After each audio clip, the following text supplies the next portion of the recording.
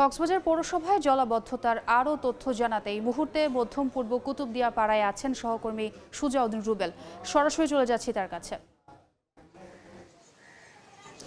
টানা ভারী বর্ষণে কক্সবাজার শহরের ১ নম্বর যে ওয়ার্ডটি রয়েছে সেই ওয়ার্ডের প্রায় ৬,০০০-এর বেশি বাসিন্দা পানিবন্দী হয়ে পড়েছিল।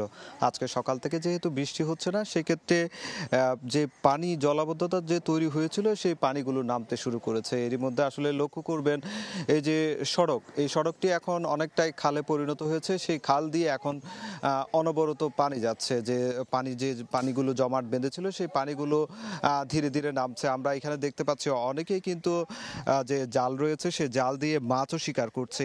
এভাবেই কিন্তু যে পানিগুলো নামা আজকে শুরু হয়েছে, তবে সেটি পুরোপুরি নামতে আরও সময় লাগতে পারে, সেই বিষয়টি এখানকার স্থানীয় বাসিন্দারা বলছে। তবে আমরা এখানে সকাল থেকে আসলে অবস্থান করছি। এখানে কুতুবদিয়াপাড়া, পূর্ব মধ্যম কুতুবদিয়াপাড়া, ফদনার ডেল, সমিতিপাড়া সহ বেশ কিছু এলাকা রয়েছে। এখনো পর্যন্ত যে পানি যেহেতু নামতে শুরু করেছে, সেই ক্ষেত্রে ভেসে উঠছে নানা ধরনের ক্ষতচিহ্ন। বিশেষ করে যে ঘরবাড়ি পানির ঢলে তলিয়ে গেছে, সেই ঘরবাড়িগুলোতে রান্নার চুলা যে ছিল সে চুলাটিও অনেকটাই ভেসে গিয়েছে। আবার অনেক মাটির চুলা ছিল সেইগুলো ভিজে নষ্ট হয়ে গেছে, যার কারণে অনেকটাই এখন রান্না বান্না হচ্ছে না। যার কারণে মানুষের যে দুর্ভোগ সেটি চরম আকার ধারণ করেছে। যেমন একদিকে রাস্তাঘাট যেহেতু পানির অবদ্ধ অবস্থায় রয়েছে, সেক্ষেত্রে পানি দিয়ে মানুষের চলাচলে যেমন সমস্যা হচ্ছে, ঠিক তেমনি যে ঘর বাড়িতে এখনো পানি না নামায় কিন্তু মানুষজন অনেক দুর্ভোগ পোহাচ্ছে। এখনো রান্না বান্না হয়নি। গত 2 দিন ধরে মানুষ অনেকে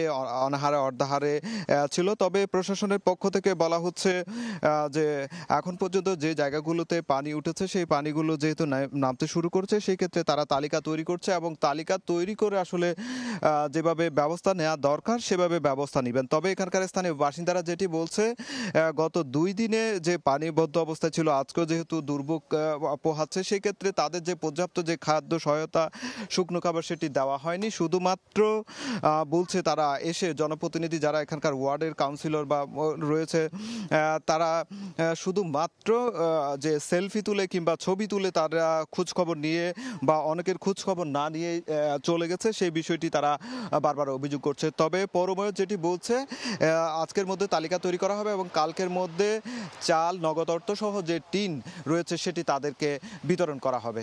তো এই ছিল আমার কাছে কক্সবাজার শহরের কুতুবদিয়া পাড়া থেকে যে জলাবদ্ধতার যে খবর সেটি সর্বশেষ। সরাসরি যুক্ত ছিলাম কক্সবাজারে।